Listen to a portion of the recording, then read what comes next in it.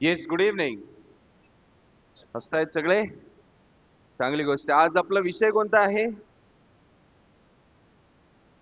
अशी शांतता खूप बरी वाटते. माझ्या प्रिय बंधू भगिनींनो, आज आपण आध्यात्मिक आशेचा मार्ग दाखविणारी पवित्र मरिया या विषयावर मनन चिंतन करणार आहोत.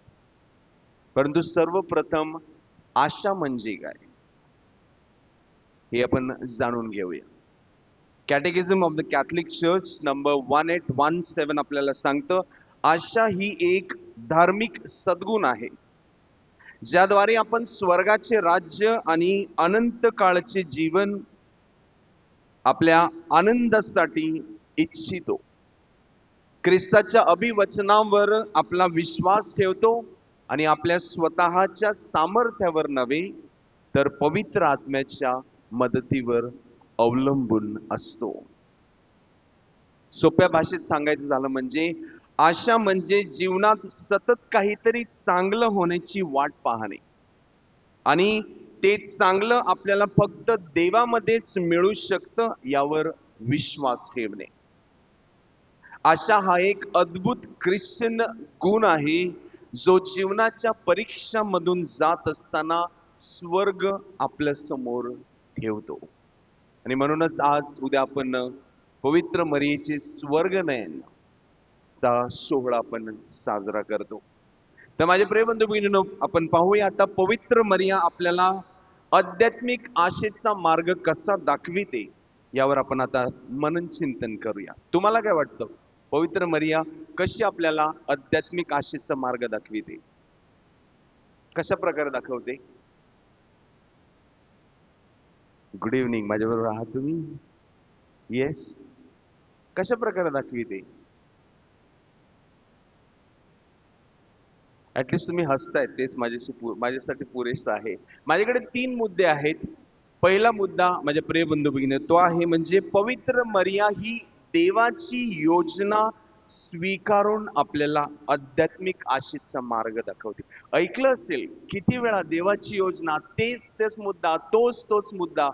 परंतु हा मुद्दा मुद्दामून घेतलेला आहे मी, कारण माझ्या प्रिय बंधू आपण ऐकलेला आहे म्हणून मी हा घेतलेला आहे. कदाचित तुम्हाला कंटाळा सुद्धा आला असेल ऐकून, परंतु माझ्या प्रिय बंधू भगिनींनो, देवाची योजना स्वीकारणे एवढं सोपं आहे का आपल्याला?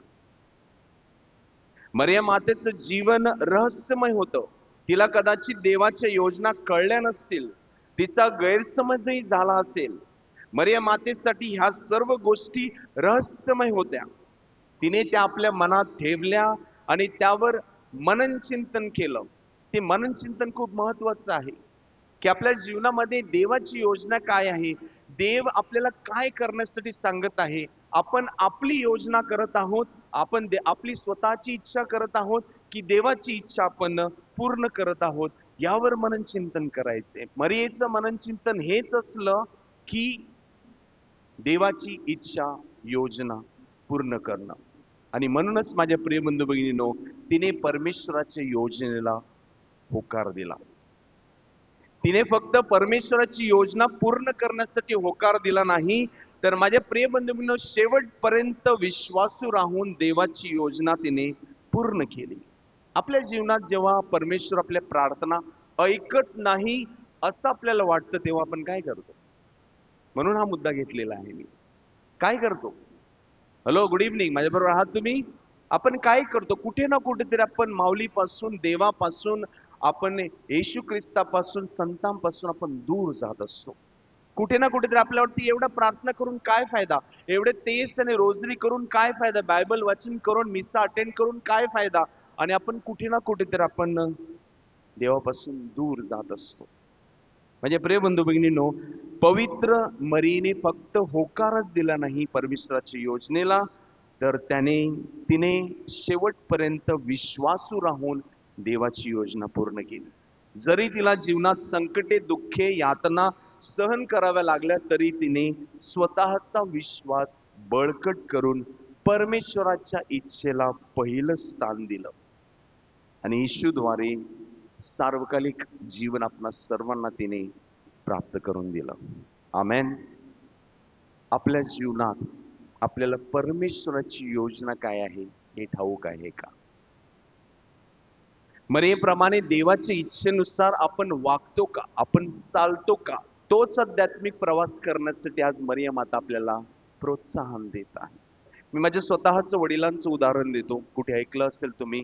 माझ्या प्रेमबंधू, आज आमचे वडील आमच्या बरोबर आहेत, कारण त्यांची जी आजारपण एवढं होतं, परंतु त्यामध्ये त्याने परमेश्वराची योजना त्याने बघितलेली आहे, जाणून घेतलेली आहे.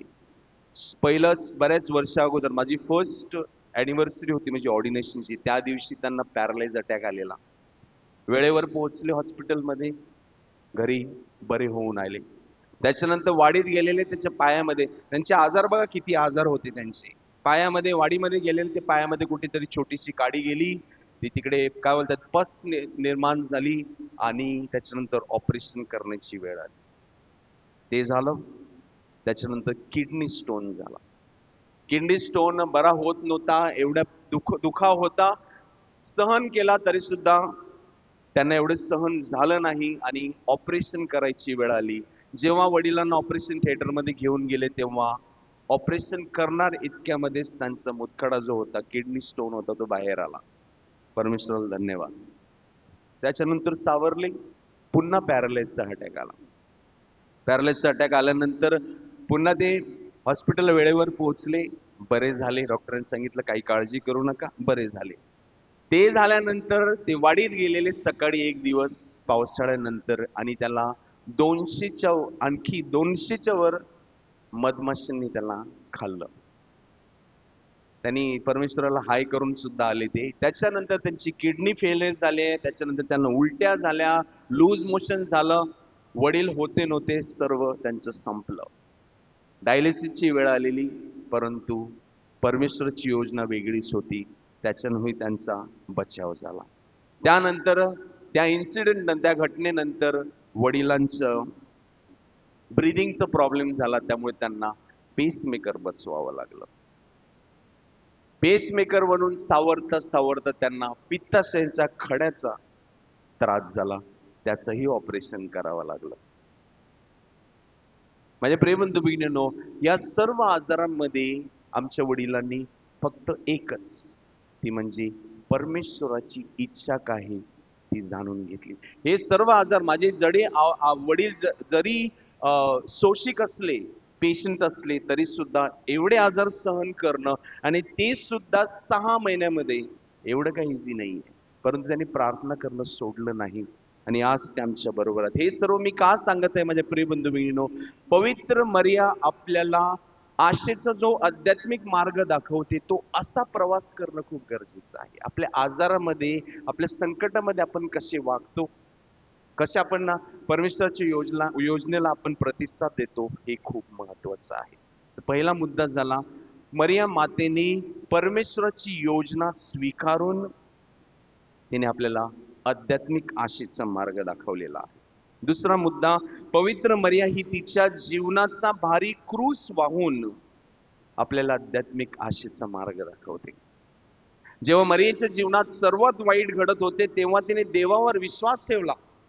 तिचा एकुलता एक पुत्र तिच्या डोळ्या देखत कालवारी डोंगरावर यातना सहन करत आहे, आणि क्रूसावर आपला प्राण देताना बघून तिला किती वेदना झाल्या असतील. हा सर्वात मोठा क्रूस होता तिच्या खांद्यावर, माझ्या प्रेमतीच्या जीवनामध्ये. परंतु तिने कधीच कालवारीवरील तिची आशा सोडली नाही. तिला माहित होते की क्रूस हा शेवट नाही, त्याद्वारे आशा नक्कीच उगवेल. तिला ठाऊक होते की येशूच्या वधस्तंभात वाईटावर मात करण्याची शक्ती आहे.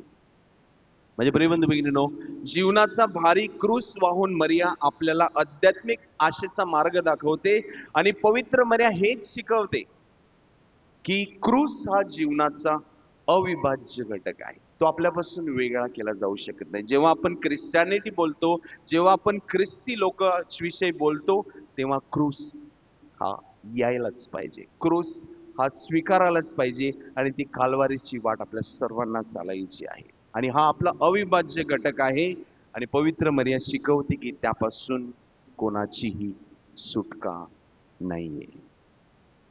माझी एक व्यक्ती ओळखीची आहे, 17 वर्षापासून, आज नाहीतर 20 वर्ष झाली असतील पॅरालाइजने खाटेला खेळलेली आहे. परंतु त्या व्यक्तीचं वैशिष्ट्य हेच आहे की जेव्हा फर्स्ट फ्रायडेला मी ख्रिस्त शरीर घेऊन जायचो तेव्हा ते हॉलमध्ये यायचे. मला फक्त ख्रिस्त शरीर हॉलमध्येच हवं आहे. पण जेव्हा जेव्हा मी तिथे व्हिजिट करायला, भेट द्यायला जायचो, ख्रिस्त शरीर घेऊन जायचो, तेव्हा ही व्यक्ती, माझ्या प्रिय बंधू भगिनींनो, त्याच्या चेहऱ्यावरती हसू असायचं. प्रत्येक वेळेस ते स्मित हास्य द्यायचे, सर्वांचं स्वागत करायचे. आणि त्याला मी एक दिवशी विचारलं की तुला हॉलमध्ये तुम्हाला कशाला ख्रिस्त शरीर स्वीकारायचं आहे?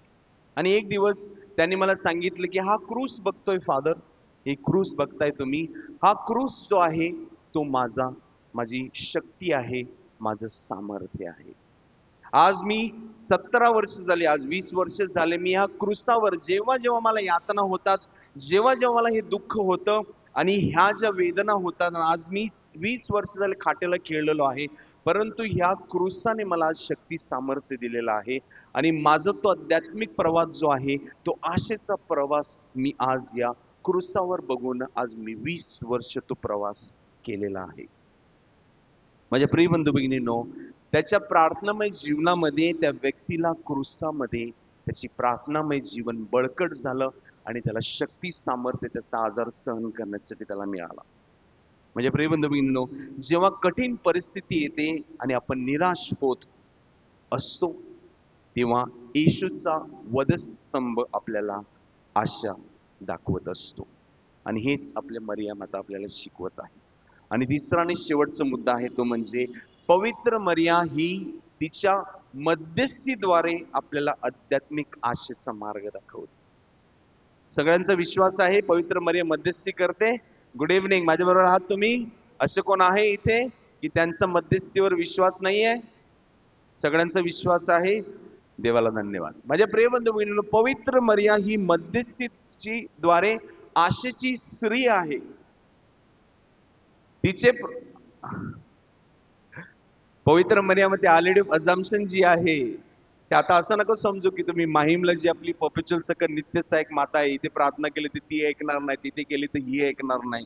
माऊली एकच आहे, प्रभू येशू ख्रिस्ताचा मावशा नाहीत. ओके, लक्षात ठेवा. हे सगळे पवित्र मरियेचे वेगवेगळे शीर्षक आहेत, टायटल्स आहेत. पवित्र मरिया एकच आहे, प्रभू येशू ख्रिस्ताची माता एकच असते, एकच आहे. लक्षात ठेवा. नाहीतर आज मी अझम्पशन कडे येते, काल मी बुधवार होतो, नित्य सायकल गेलो नाही, गेली नाही, आता काही खरं नाही. माऊली माऊली आहे, ती मध्यस्थी सर्वांसाठी करते. आमेन. माझ्या प्रिय बंधू भगिनींनो, तिचे पृथ्वीवरील संपूर्ण जीवन आशेचा प्रवास होता. ती प्रत्येक क्षणाक्षणाला परमेश्वराची काय योजना आहे आणि परमेश्वराला काय तिच्यापासून हवं आहे, या सर्व गोष्टींवर आज ती मनन चिंतन करून ती आशेची स्त्री बनली आणि तिने आशेचा प्रवास केला. निष्कलंक कृपेने भरलेली आणि मूळ पापापासून मुक्त असलेली पवित्र मरिया मध्यस्थीची माता आहे, कारण तिच्याकडे येणाऱ्या कोणत्याही पाप्याचे ते स्वागत करते, पीडितांचे सांत्वन करते आणि निराशांना आशा दाखवते. मी 2 वर्ष माहीमला होतो, परंतु 2 वर्ष माहीमला होतो ते जे इतर धर्मियांची लोक येतात, माझ्या प्रेम बंधू भगिनींनो, त्यांना एवढा मोठा चमत्कार नको आहे. त्यांच्या मागण्या पूर्ण झाल्या नाही तरी चालतील, परंतु त्यांचं एकच आहे की फादर, आम्हाला या चर्च मध्ये आल्यानंतर मनाला शांती मिळते. माऊली प्रार्थना ऐकणार, तो त्यांचा विश्वास आहे माझे प्रिय बंधू भगिनींनो. परंतु त्यांना तिथे येण्यासाठी, ती एक मेणबत्ती पेटविण्यासाठी, एक हार घालण्यासाठी त्यांना ती संधी मिळाली, तेवढंच पुरेसं आहे त्यांच्यासाठी.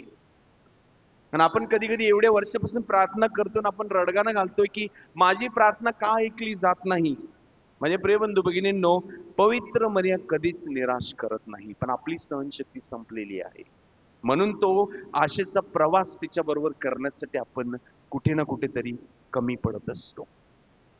आपला किती जणांचा पवित्र मरियेच्या मध्यस्थीवर पूर्णपणे विश्वास आहे? मरिया माता आपल्यासाठी मध्यस्थी करते का नाही हे ठामपणे आपण कसं सांगू शकतो? मी तुमच्याकडे एक शेवटचं उदाहरण देतो.